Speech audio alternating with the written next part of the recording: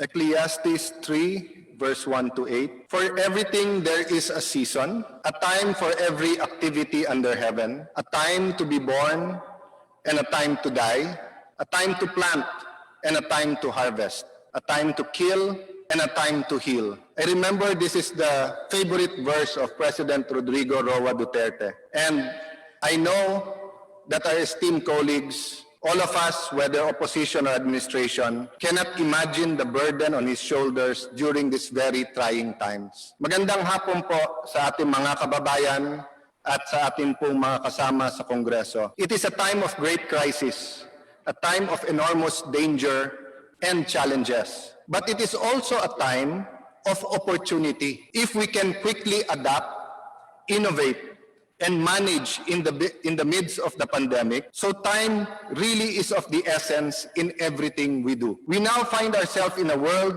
with much uncertainty. And it is during these times that we have to hold on to God's promise that there is a proper time for everything. To hold on to God's promise that He is here and has plans to prosper us and not to harm us, plans to give us hope and a future. Today is the time to face and defeat the invisible and formidable opponent, the new coronavirus or COVID-19. Today is a time when bonds that hold us together as a society are tested. Again po, sinusubukan po tayo ng mga panahon na to. How far does our charity go to strangers? Today is the time for people to get the assistance they need. And on this note, let me remind everyone in this chamber who works so hard for the Bayanihan We Heal as One, that we hold the executive to its commitment that all Filipino families who are in need will be benefited by the Bayanihan to Heal as One that we passed.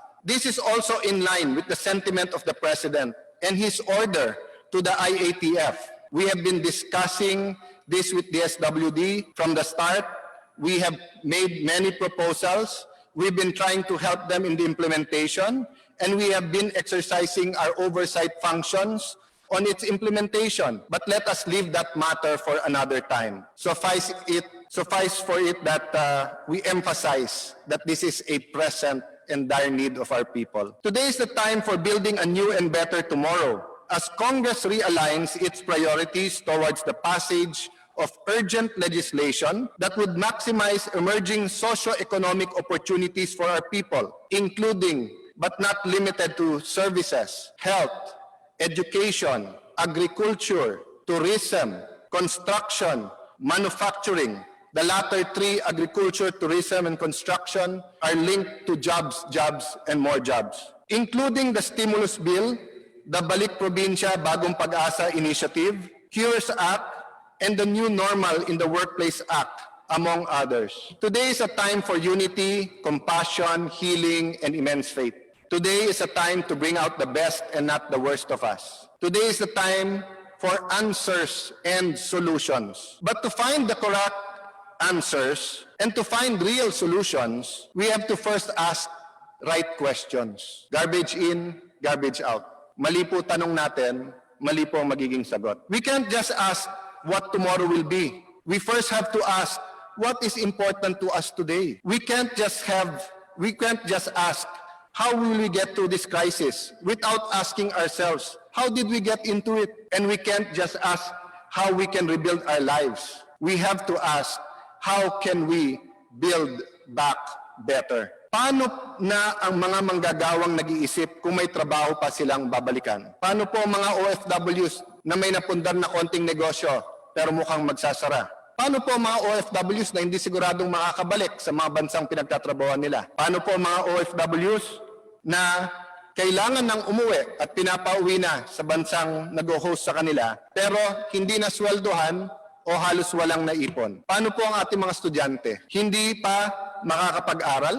Paano ang social distancing? Kulang na nga ang classrooms. Meron pang shifting sa ibang mga eskwelahan. 40, 50, 60 ang laman ng isang classroom. May K-12 pa na nagdagdag 2 taon. Paano na po sila ngayon? Ano po ang remedyo? Ano po ang solusyon? Ano ang oportunidad? Ilan ang negosyong malulugi at magsasara? Paano po natin mabibigyan ng pagkakataon yung iba na magtayo ng negosyo? o mabuhay yung kanilang negosyo o hindi masayang ang kanilang pinundar sa kanilang mga negosyo? Presyo ba ay tataas?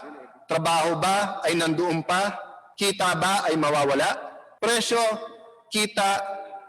trabaho, kita ang nasa isipan ng ating mga kababayan. Ang mga probinsya at mga lungsod na turismo lang ang inaasahan o halos inaasahan sa kanilang kabuhayan at tourism-related industries. Paano po sila ngayon? Ni walang nagplaplano po na mag-travel o maging turista sa mga panahon na to. Ang mga padyak, tricycle at jeepney drivers na dati nang isang kahig, isang tuka, pero ngayon po dahil sa social distancing, pihadong hihina ang kanilang kita.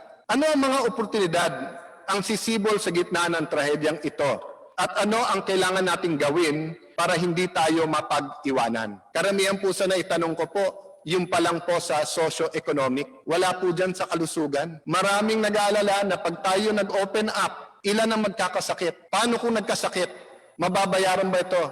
Will there be enough doctors, nurses? Will there be enough health facilities? Are we ready for this? These are just a few of the serious and important questions that Congress have been grappling with even before the pandemic struck, and more so since. This is where I'd like to thank all of our colleagues led by the Majority Leader, Martin Romualdez. You did not take a vacation, hindi po kayo nagtago, inuna niyo po ang constituents niyo at tinuloy-tuloy niyo po ang trabaho during our break para po malabanan natin ang COVID-19. Sinuportahan niyo po ang administrasyon at bumunot kayo sa sarili niyong bulsa. Salamat po sa inyo. As God's creation, we have always pondered on the meaning of life. We have thought about the purpose of life, of our lives, of the lives of others. And now, policymakers and leaders in all sectors have to adapt, have to innovate, have to manage while pondering on new life. Ano ba ang magiging bagong buhay natin? On the new economy, ano magiging itsura ng ekonomiya natin pagkatapos nito? And of course, what is now being called the new normal. But important as these questions may be, we have no choice but to put them aside for the moment and deal with the franchise of ABS-CBN. And this is really where the leadership of Congress is coming from, together with the minority, the deputy minority leaders, the deputy majority leaders, the minority, deputy minority leaders, our deputy speakers led by Deputy Speaker Pulong Duterte. This is where we're coming from. We believe that these questions require our 100% attention. Yung bagong buhay, bagong ekonomiya, bagong normal, dapat po 101% pa ang ating attention dito. Not just by Congress, but by the entire nation. If there is one thing that people remember about what I say today, about the work of government during this time, it is this: nothing can be more important to our people than the government defeating COVID-19 at this point in time. Okay po? Alam ko po, mayroon tayong spirito, may katawan. Alam po natin, gusto natin ang panghabang buhay na everlasting life, no? Through our Lord and Savior, kung ano man paniniwala natin spiritual. Pero ngayon po, death and sickness is facing us in the eye. And they are looking to the IATF. They are looking to the President. They're looking to the Senate. And they are looking to their individual members of Congress sa distrito man o sa sector nila, sa party list system natin, to tell us, ngayon po ang pinaka-urgent, bumalik po tayo sa magandang part ng old normal, pero mag-create ng magandang part ng new normal by defeating the new coronavirus. You cannot hope to weigh the value of our immediate response to this pandemic as against the concerns of a private corporation, no matter how powerful or how important that corporation is. There is simply no comparison. Yet, this is exactly what the NTC has unnecessarily forced us to do by turning back on its commitment given under oath last March 10 that ABS-CBN will be allowed to continue to broadcast. Lilinawin ko po, March 10, malinaw sa atin, opinion ng DOJ na under equity at may sapat na basihan na mag-continue mag-broadcast ang ABS-CBN. Ang Senado po, during that time, nagpahayag din po At ang NTC mismo nagsabi. At meron din pong legal precedents. Meron na pong nangyaring pinayagan. Sabi nila ngayon, never sila nag-issue ng provisional authority, but never din po sila nag-issue ng cease and desist habang pending pa. Ang punto po, nangako sila sa atin. And we can only act based on the facts given to us. Kung nandito po ang DOH at mangangako po sila na tapos na ang pandemic at binago natin ang regulasyon, hindi ba tama na sundin natin po yung scientific evidence? Kung mali, hindi ba dapat sabihan tayo kaagad? By the way, ang testimony namin mali o nagbago o may bagong ebidensya na nagpapakitang bago ito. We can agree to disagree on the merits of the legal opinions of the Department of Justice, the Senate, the House of Representatives on one side, and the Solicitor General on the other. But the fact is, if only the NTC had said to us from the outset that they could not give the network a provisional authority or that they would not allow ABS-CBN to broadcast after the expiration of their 25-year franchise, then we would have not relied on their word. And this piece of legislation that we are acting upon now may have been acted upon during that time. Ang Kongreso po, ang 18th Congress po ay solusyon na naghahanap ng problema. Hindi po tayo naghihintay na may problema, bibigyan natin solusyon. Hindi po. Wala pa ho yung problema, naghahanap na tayo ng solusyon. We're solutions looking for problems. That's why as early as February, we warned about COVID-19. And we asked the supporters of ABS-CBN na payagan nyo muna kaming maghanda. Nung Marso nun nyo lang nakita na tama kami. That is a fact, not an opinion. It is a fact that they gave their word under oath before the Congress of the Philippines. It is a fact that the NTC said they will give a provisional authority. Mag-away po tayo sa mga opinion. Dito lang po, wala pa hong 30 ang kongresista na physically present. But so far, ang gaganda ng attendance natin through Zoom, teleconferencing, mahigit 200, umabot ng 300. We can all have different opinions, but there cannot be more than one true fact for one specific item, di ba? It's either true or false. And it is a fact that NTC made this statement under oath before the Congress of the Philippines. This distraction is the reason why we must not allow the betrayal of NTC and the unconstitutional meddling of the Solicitor General in this exclusive power of Congress to go unchallenged. Kung magsisinungaling lang sa atin ang mga ahensya at resource persons natin, paano tayo makakasiguro na tama ang ating mga actions? Kung yung pong may ibang opinion,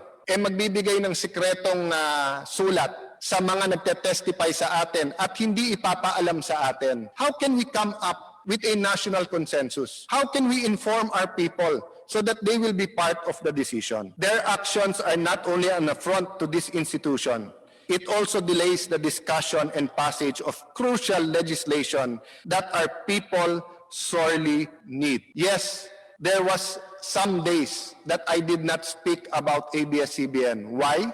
Because we were talking about DSWD. We were talking about social amelioration. We were talking with the cabinet about the stimulus bill. We were talking about critical construction activities including medical centers. Ano? Tatalikuran ko lahat ng trabaho ko?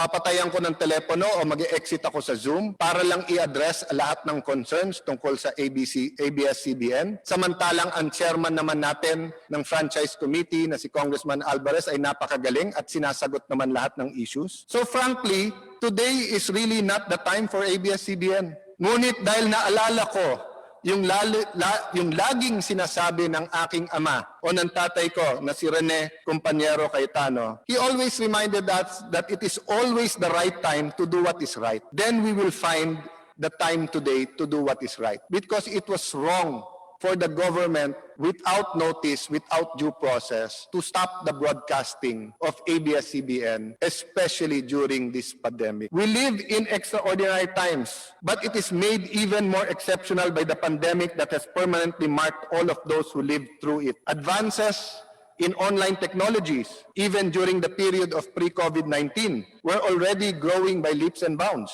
have made the free flow of information to happen at a dazzling pace. Old models of media, many of which we thought were permanent are now being complemented, sometimes even discarded, in favor of new ideas, new ways of doing things better, faster, more efficient, more democratic. Mass communication, which has for the most of history been a one-way medium, is seeing the dawn of a new age where interactivity and interaction with the audience is no longer a novel gimmick. Dati po, kung may TV show, part po ng, hindi bang gimmick, pero part po ng attraction ng palabas na yon. Meron phone-in question, o kaya meron kang phone a friend, o kaya meron pwede mag-comment. Pero ngayon po, hindi na po ito isang gimmick. It is now a permanent part of our communication landscape. The fact that ABS-CBN is still able to broadcast its content even after its franchise had been preemptorily terminated shows that this issue is not, nor has it ever been, about silencing media nor curtailing the freedom of the press. Just look at the social networking platforms and you will see that those freedoms are alive, well, and undeniably thriving in the Philippines. Wala po tayong binubusal-salan dito. We are simply following the law that every 25 years, you have to present before Congress your case of why we should give you another 25 years. And if some, many, or even one person complains, it is our duty to hear that complaint and then judge later on. In many ways, these changes reminded me of my dad, Senator Rene Compañero Cayetano, and the lessons he taught me in life. My dad was old-fashioned, very strict. He taught us that that discipline and hard work are primary virtues. But at the same time, he also saw the value in using technology to reach the people.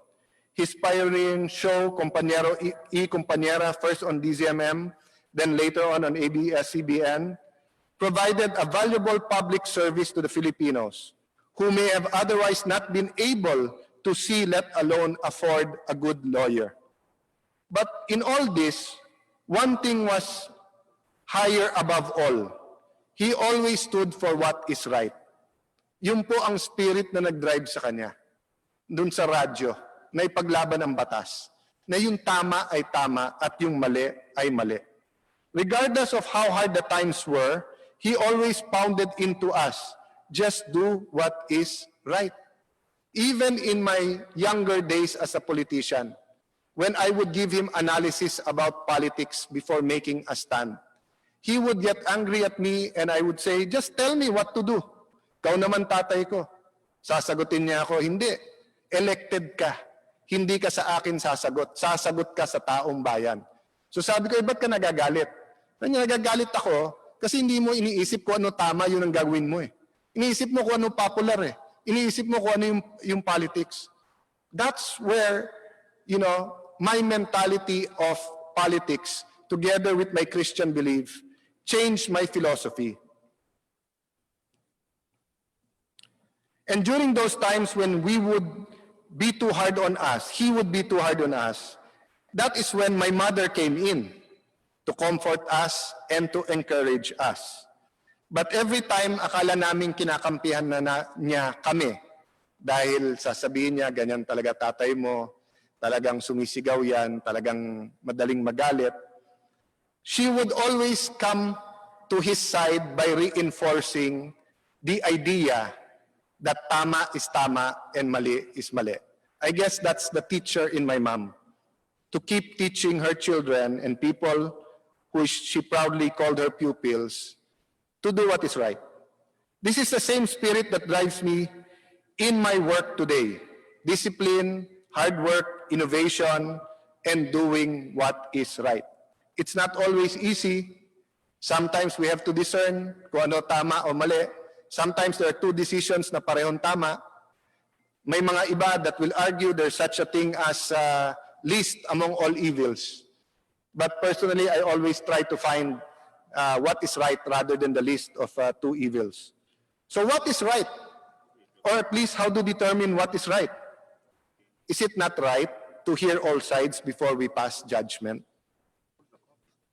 Is it right to ensure that our constitutional freedoms are not just protected, but they are also strengthened?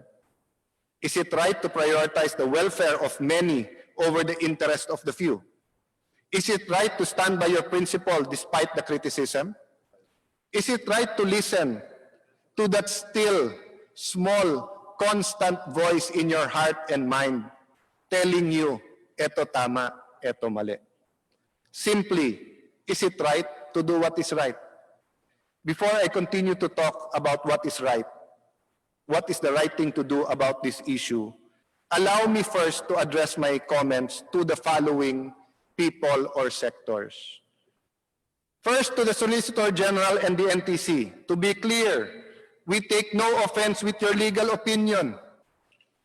Pinapahalagaan namin ang opinion nyo, even if it is contrary to the DOJ and both houses of Congress and to legal precedents. What we do object to and take serious offense with is the furtive manner by which you deliberately and maliciously undermine the authority of Congress. March 10 nagsalita na mabibigyan ng provisional authority. It was only on April 30 na sumulat ang Solgen sa NTC. It was only May 3 that he made the threats to NTC public. And when the investigation takes place, we have evidence that there was collusions with some private individuals to stir up, the basis for all of this. But the point is, Mr. Speaker, we can only act based on the best information we have. And when you come to Congress, especially if you are part of the government, we expect you to tell us the truth. And if you make a mistake or change your mind, we expect you to tell us right away so that we can remedy the situation. The NTC gave its testimony and commitment on March 10. If you had any objections, Mr. Solicitor General, why did you not communicate with Congress? Why choose to remain silent for close to 2 months and on the eve of the opening of Congress, come out with your threats to the NTC? As a fellow lawyer and government worker, we should be working together and not trying to bring each other down. The media establishment, let me address this to you. Mga kapatid po natin sa media, I respect that you have a stand in calling for a hearing. Katulad po ng statement ng Senate media na mga kaibigan natin. I respect that you are calling us out for our failure to do this sooner. I even respect that some of you put the blame on me, on Alan Peter Cayetano personally. But when you blindly call for the approval of the franchise, without having heard all the sides of the story, then you show yourselves not as advocates of fair and balanced presentation of the facts, as is taught in all the schools that teach journalism, as journalists are sworn to. But you simply become plain and simple propagandists. Kung hiningi niyo po sa amin na mag-hearing at mag-action kaagad, nire-respeto namin yun. Pero hingin niyo sa amin, ipasa na lang namin, pikit mata. Kayo ba, papayag kayong may isulat kayo o may broadcast kayo na hindi kayo nagfa-fact check? Kung ano na lang sabihin namin, yun na lang ilalabas nyo? Diba? Hindi journalism yan. So hindi po magiging tama ang desisyon ng Congress kung we will act speedily for the sake of acting speedily. And I cannot respect that. Do not weaponize this issue for your own personal agenda. This is a disservice to the very public in whose name you claim to stand for. Again po, hindi ko po sinasabing lahat, may iilan lang. There are bad apples everywhere. No?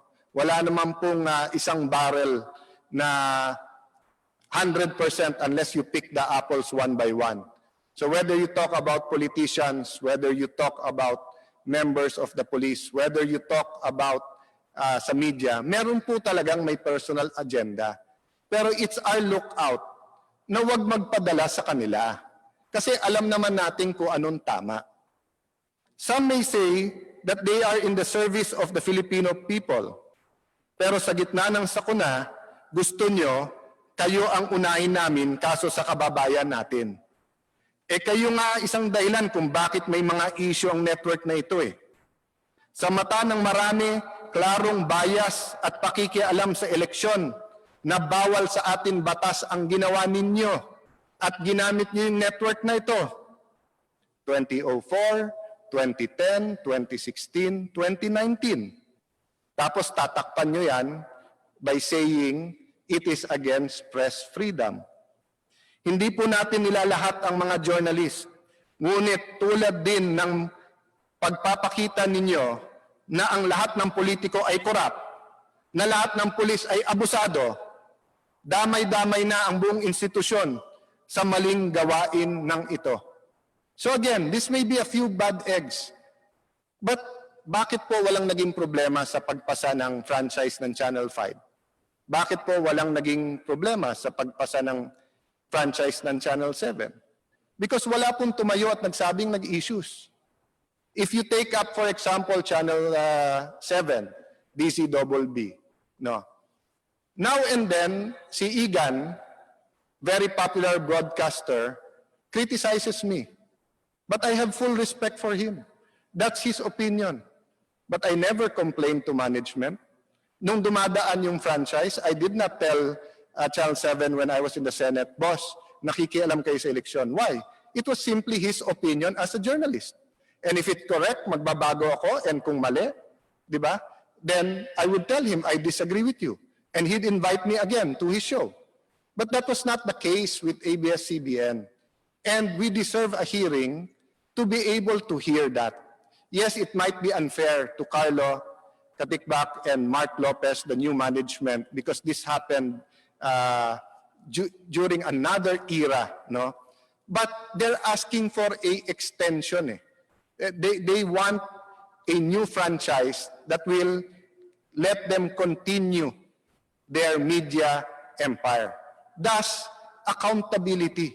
Kung may negosyo po ako, pero yung negosyo ko po na yun may ginawang mali, binili na po ni Rani Abu ang negosyo na yon.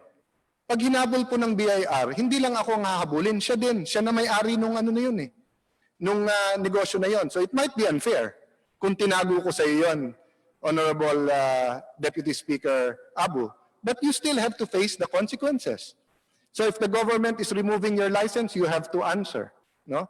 And we have to see what are the reforms that you will put in place.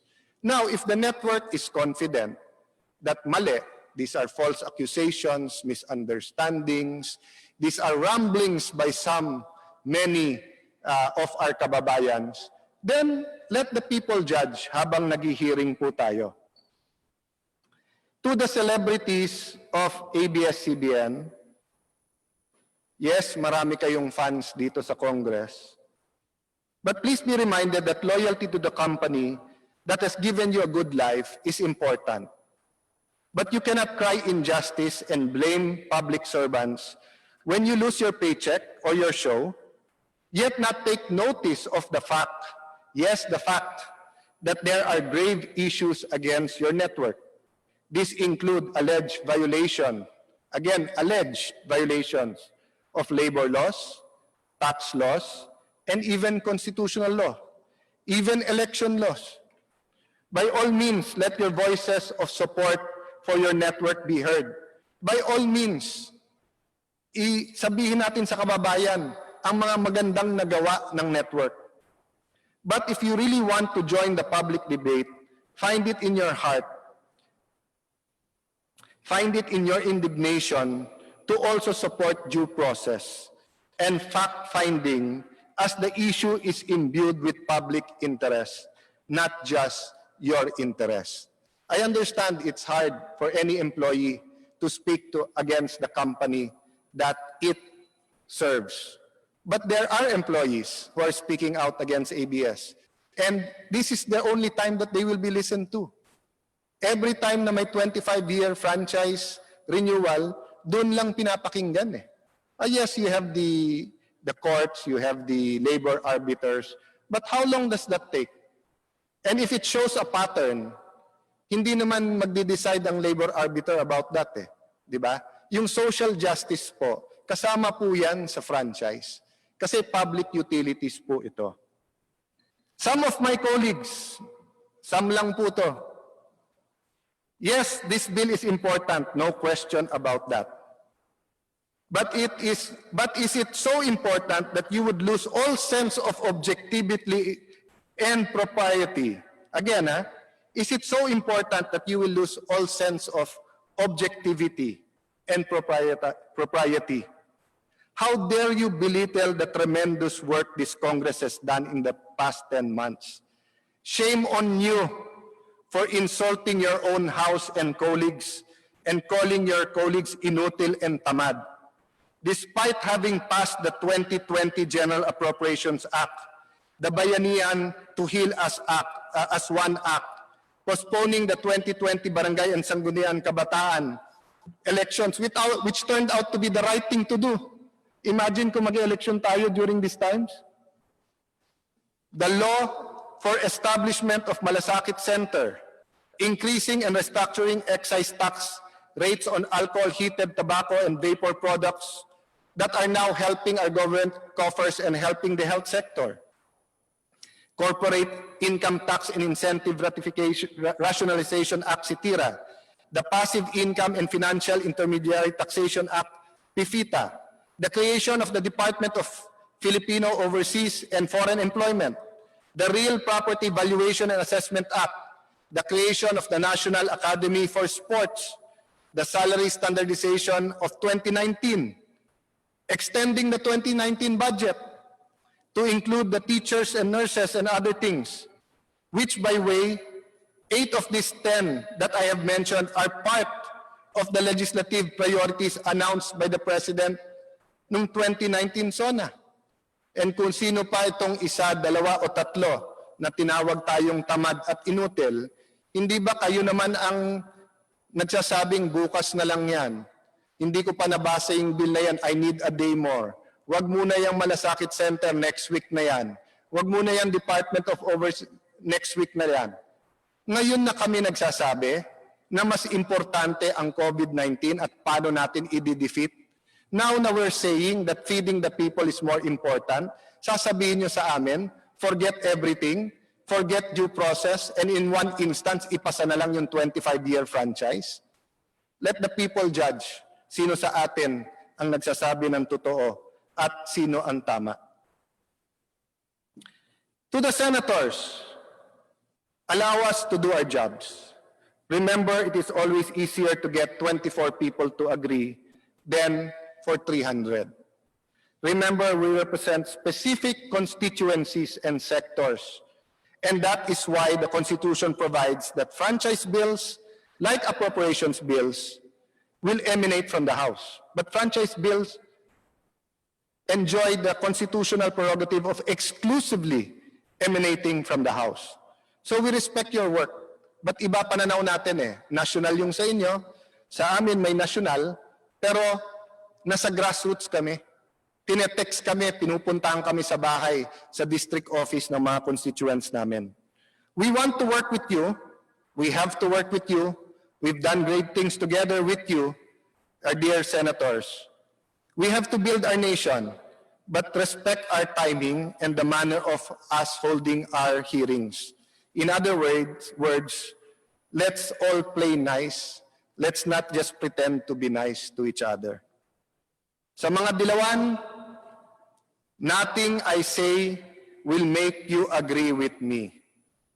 You don't even agree on the facts, simply because you think your opinions are law and are always correct. Former Senator Trillanes and you deserve each other. Kayo na lang mag-usap. Pero konting advice and take it from me. Don't disagree with him, papatayan kayo ng mic. Sa mga DDS o diehard Duterte supporters, I know you want to shut down ABS-CBN. Believe me when I say I hear you. Many in this August hall hear you.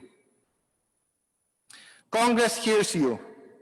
As a friend and political ally of the President, part of the purpose of having this hearing is to make sure that history will judge our actions as just, na may hustisya po. And that the world will not blame the Duterte administration in case the franchise application is denied. So it's only by having these hearings where we will be able to justify to our people now and where history can look back and say, tama pala na binigay nyo yung franchise in 25 years. Or mali pala, dapat pala hindi nyo binigyan. O tama pala na hindi nyo binigyan. Or maybe some amendments to it, depending on what we find out during the hearings.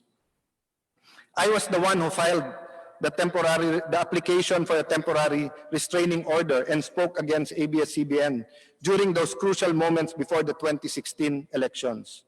I have not wavered that the network has to be held accountable. But true accountability can only flow from fair and thorough hearings. Di po tayo pwede mag-road rage dito. Kahit mali po yung kotse na nag-cut sa'yo, pag hinabol mo, kinat mo rin, nilabasan mo ng barel, ginulpi mo, mali ka pa rin. Di ba? May traffic enforcer at meron pong paraan ang traffic enforcer na interviewin to get due process from all of them. So allow our majority leader, allow the House leadership na mag-traffic kung anong mas mahalaga sa panahon na ito. But again, without any injustice to anyone. Lastly, to the management and employees of ABS-CBN, alam po namin na sa panahon ng COVID, marami po ang umaasa sa balita ng ABS-CBN.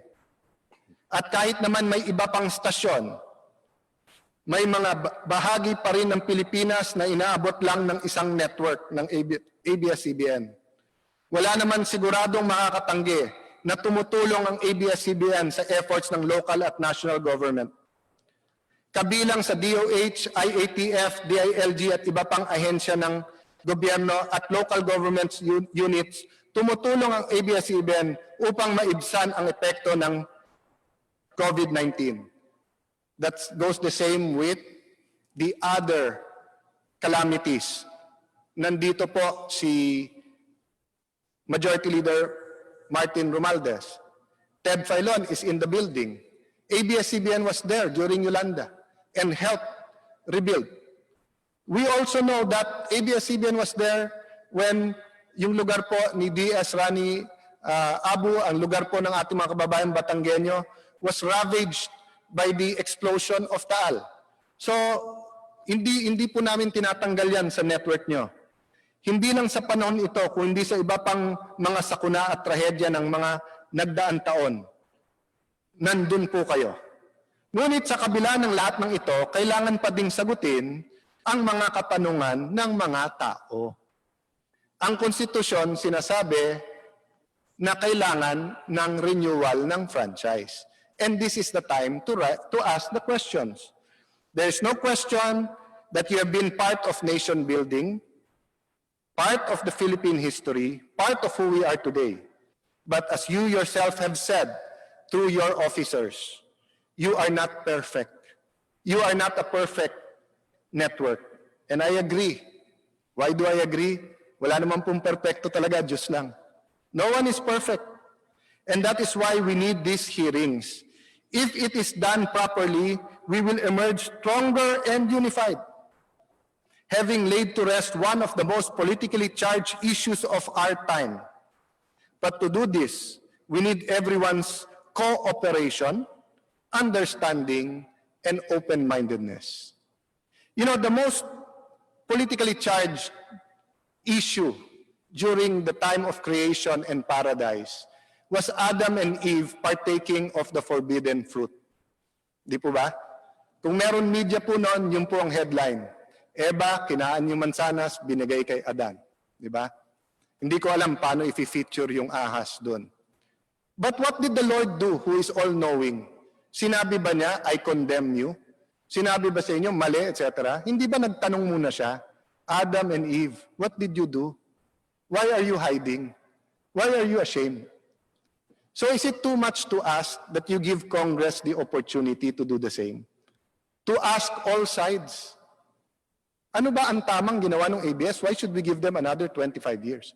Ano naman ang mali nila na dapat tanggalin natin sa kanila? Paano naman empleyado nila? Paano ang investments nila over the last 25 years? Totoo bang nakialam sa eleksyon o hindi? Importante ang freedom of press.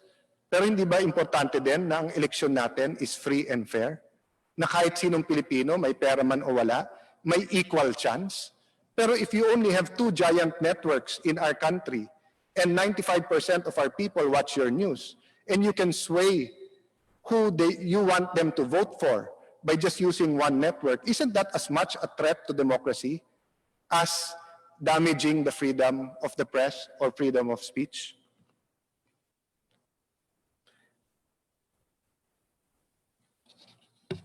I echo the words of President Rodrigo Roa Duterte when he tells you, ABS-CBN, and also all the members of media, simply do your job. Do not fear, do your job. Call out injustice and corruption whenever you see it. Protect the weak from the powerful and give voice to the voiceless. This is your mandate. Kahit dito sa Kongreso, kung anong mali ang gagawin dito, i-report nyo. To speak truth freely and fearlessly to power. But beware, yes, beware, that you do not become the power that you hope to check. Huwag niyo din po i-underestimate ang power ninyo. Because kapag ginamit niyo yung network para sa injustice, multiplied to 1,000,000 times over. Walang laban din po ang biktima ng injustice sa inyo. Magkamali lang kayo sa news sa pangalan o yung bahay. Sira na reputasyon ng isang tao. Hindi na madaling ibalik yun. Some of your reporters, and let me emphasize again, some reporters or in the newsroom of ABS-CBN repeatedly say, di ba sabi mo, ikaw mismo ang mag-on ng transmitter kung sa pilitan isasara ang istasyon. Yes po, I said that right outside this hall. I said it based, of course, on the premise and on the promise of NTC and on my consultations na hindi isasara. But I did say it, na pagka pinatay, ako mismo mag-on. Pero ang sagot ko sa hamon nyo, hindi ba voluntarily pinatay nyo yung transmitter nyo? Wala pa naman nag-enforce dun Pwede naman kayo pumunta sa korte. Pwede kayong humingi ng temporary restraining order habang nagro-broadcast pa kayo. Notice pa lang na sa inyo, order. If the order is illegal, padalan mo ako order sa bahay na lumayas ako sa bahay ko. Alam kong bahay ko yon. Pupunta ako sa korte, hindi ako voluntary alis sa bahay. But I respect yung diskarte nyo. Yan ang naging strategy, yan ang decision nyo. Maybe you wanted to humble yourself before the law. Maybe gusto nyo magpaawa. Hindi ko alam. But I respect your decision. But kayo sa ilan lang naman, na paulit-ulit play, sinasabi, sabi mo, i-on mo Paano ko i-on kayo nagpatay? Pero ngayon, sa araw na to, para wala na tayong pagtalunan, para matapos na yung usapan, we will begin the process of turning on your transmitter by giving you a franchise until October 31, 2020. And we will not pass the buck. We will have the hearing, tatapusin namin to, at tao ang magja-judge kung dapat kayo bigyan o hindi ng prangkisa.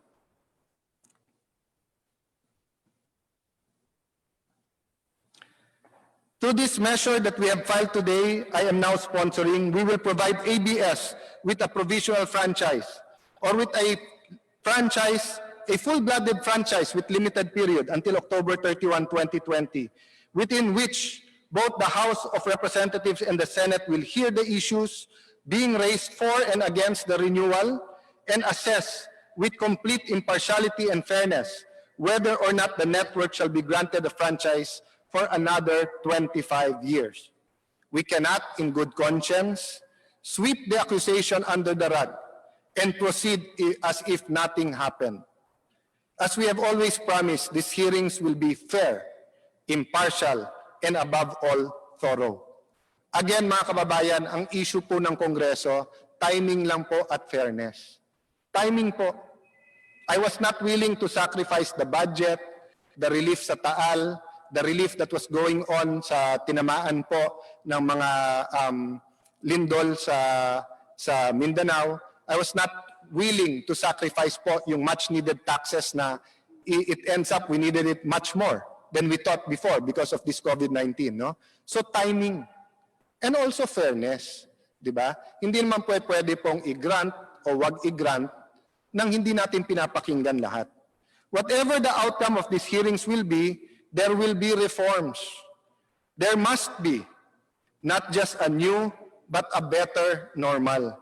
Not only for ABS-CBN, but for the entire media industry. And not only for the media, but for us public servants. Kahit po dito tayo sa Kongreso, there has to be reforms. Crisis brings out the best and worst in people. But as Filipinos, I ask each one of you, can't we talk about what we believe in without bringing others down? Kailangan ba natin mag-insultuhan? Kailangan ba natin mag-alaskahan? Kailangan ba natin tawagin ang ibang tao na tanga o bobo? Can't we lift each other up with and in our debates? At this time of great peril, when the whole world is on the brink, it is really too much to ask that we hold off on the discussion of this issue and issues that are divisive, at least until we're able to take care of each other. So let me make it clear. Baka sabihin ng iba, pagkatapos mong sabihin XYZ about many people, sabihin mo, let's lift each other up. No, I recognize that every time we're put in a situation that very divisive ang ating issue, let's talk today about death penalty. Hindi tayo magiging divided. Let's talk today about divorce. Let's talk about abortion. Let's talk about constitutional change, federalism, which I very much believe in. Hindi ba magiging divisive?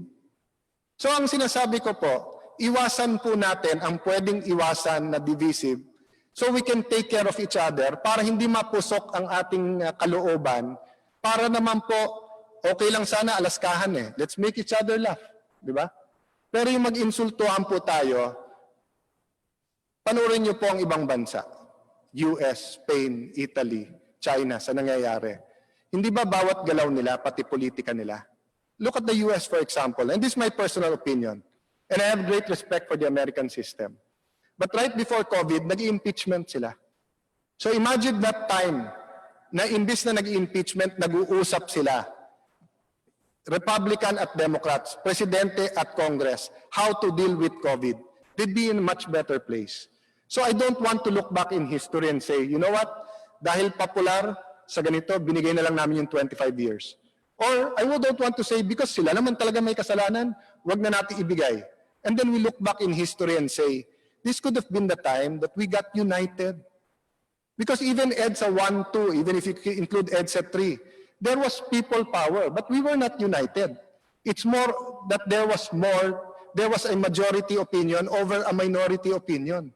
Can we not now come up with a consensus? A consensus so that we can move in leaps and bounds and take care of our people. Some say that politics is the art of getting and doing what is popular. Some say it is the science of avoiding what is difficult.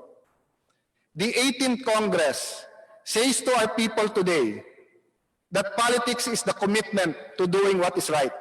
And definitely now more than ever, we have to do what is right for our people, for our nation. God bless Congress, God bless the Philippines. Salamat sa ating mga colleagues.